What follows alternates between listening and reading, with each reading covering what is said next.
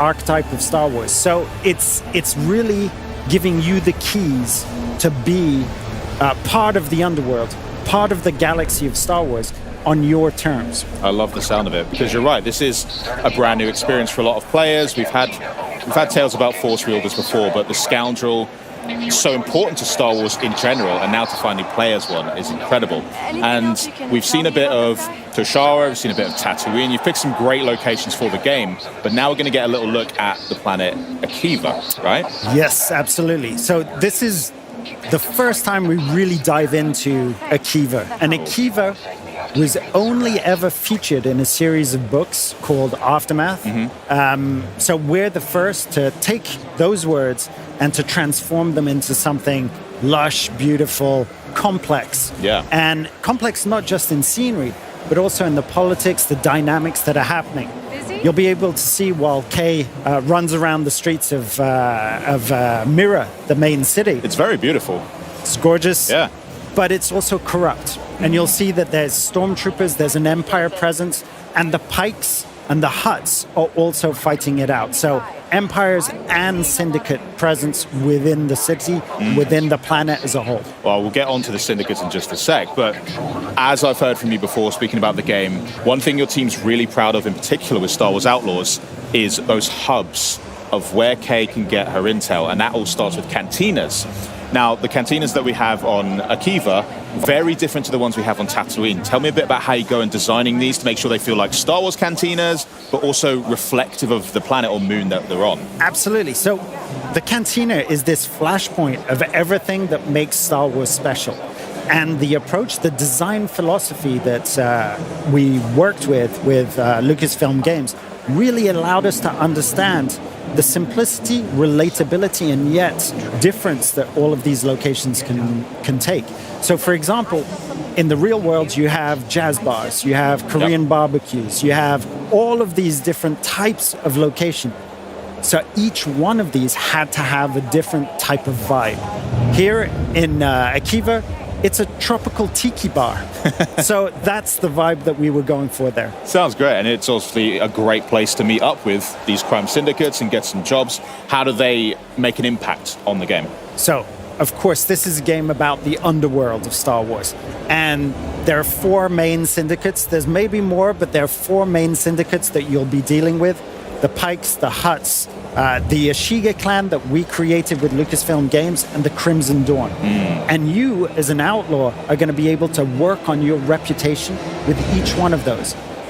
Doing jobs for some, betraying others, and building your profile accordingly. So very, very involved in your personal story throughout this adventure. That's incredible. So they will form a general structure that Kay can live out this story in, but how much agency do players have to maybe go off the beaten path, maybe take Kay down some slightly darker routes, or playing the good guy a bit? 100% up to you.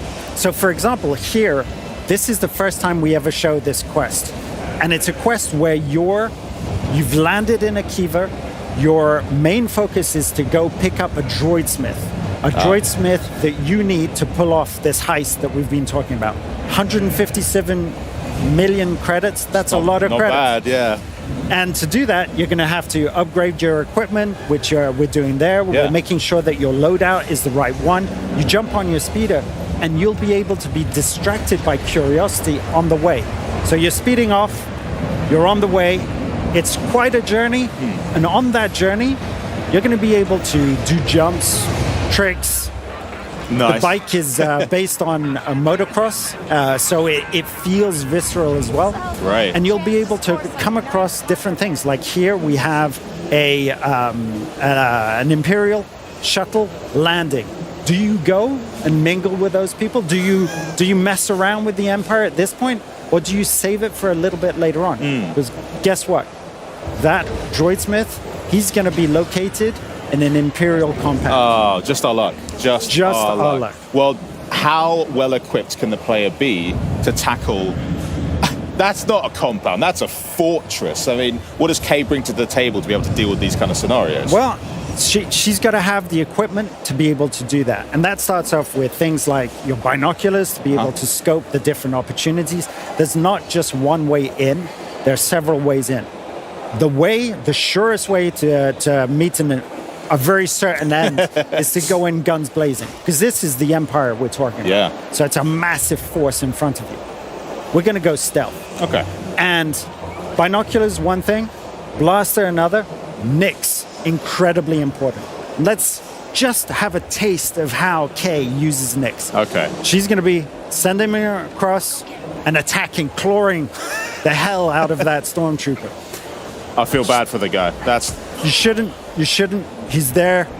He's built for this. Okay, true. You take out the second stormtrooper, and now you have to hack through that laser barrier to be able to get into the gooey good stuff in the middle of that fortress. So there's quite a few different ways of engaging in a mission like this. Absolutely. What would happen if we did go in all blasters blazing? Would it be a big problem for us on this particular mission? This is an Empire compound, so that's going to be a real problem. Okay.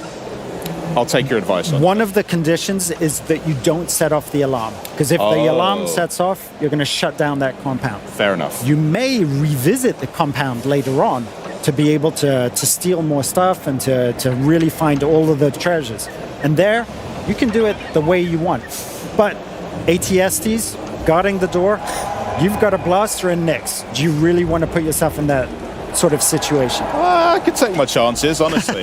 Earlier on, though, we did see Kay's using her blaster now, but before that, she was working on it a bit on her workbench. Yes. Inside the Trailblazer. What is that all about? Is that like upgrading? Or? Yeah, that's absolutely upgrading your weapon. Okay. Because we want this to be about a resourceful underdog. And a resourceful underdog, they have one main tool that you can upgrade. You can have a charge blast, which is like a rocket launcher. What? And plasma, which is the regular blaster, right, with speed mode to it, so it feels like an automatic, but with military training. Here we wanted a resourceful underdog, so you have to have that different movement.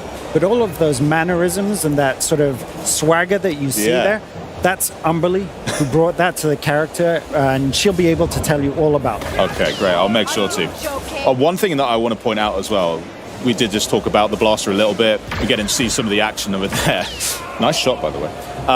The sound of it, too. I mean, in Star Wars, there are so many sounds that are iconic. Players, when we listen to them, it makes the hair on our arms stand up. If you close your eyes and think TIE Fighter. Yeah, TIE Fighter. I'm thinking like the seismic charge. Yep. Oh, man, yeah. But Kay's blaster also has a really satisfying punch to it. So tell me about the process for making sure that you're designing a weapon sound-wise, the feel of it, the look of it, make sure it's authentically Star Wars, but also brand new, something that you've created. We have to get inspiration from the past, get inspiration from the original trilogy, because this adventure happens in between Empire Strikes Back and Return of the Jedi. Right. So we had access to all of those things. And then the pleasure is looking at that, working with that, and coming up with something that sounds new and that become its own sound. And that extends from the sound design to, the music of the piece, which I think is remarkable. We heard it gorgeous in the trailer. It's fantastic. Anytime I hear the horns, honestly, I'm goosebumps. It's crazy. So we finally find our droid smith here then, I guess. Yeah, who's not particularly happy to see you. So I'm not going to spoil the story, but the droid smith, Gadik, has a past with you. Okay. And he's ended up working with the Empire, so he's made some really bad decisions. Oh dear, yeah. It's not great. I mean, he's already got a protocol droid firing a gun at us. I never thought I'd see that. But I got a problem with a gatekeeper droid. Now that's caught his interest. That's caught his interest. Interesting. There's a real challenge. There's a real opportunity. It's not motivated by the credits, but tinkering around with some new tech. I like That's what catches his eye. I could get on with this guy. But the problem is, once we extract Gadik, we have to get out as well, right? And that's where the blaster comes into its full use. Nice. So this is going to be part of one of those main quests. Mm-hmm. It's a linear quest. And there's a whole path where you explode into the combats, and you use all of the tools at your disposal. Right. Before we edited a little segment, which was a puzzle room. Right, we didn't want to spoil the puzzle. We didn't want to spoil the traversal. We wanted to focus on the real action of this Yeah, piece. great. And now we're getting some serious combat because there was no chance to sneak there. Everybody's just That's ripped it. over and saw us immediately. Let's just escape. But this is where Kay sort of comes into her own because scoundrels, they love to improvise. They're good under pressure, and so I guess you're encouraging players to make sure they look around them, identify bits that are useful, Absolutely. send nicks out. Play around with it a bit. All of those tools, you've got an adrenaline shot. If you recognize that, it allows you to slow time, pick your targets, and it's an automatic kill. Nice. That's a bit more of a problem though. This guy's got a shield, and one of your modules will be able to disable that shield, opening Great. them up for the deadly shot. Absolutely stunning. And that's it. You grapple hook out and escape the clear. base. You make it seem so easy. I'm gonna try it, and it's not gonna be that. I wish I was playing this one. There's a whole team, and they've done an amazing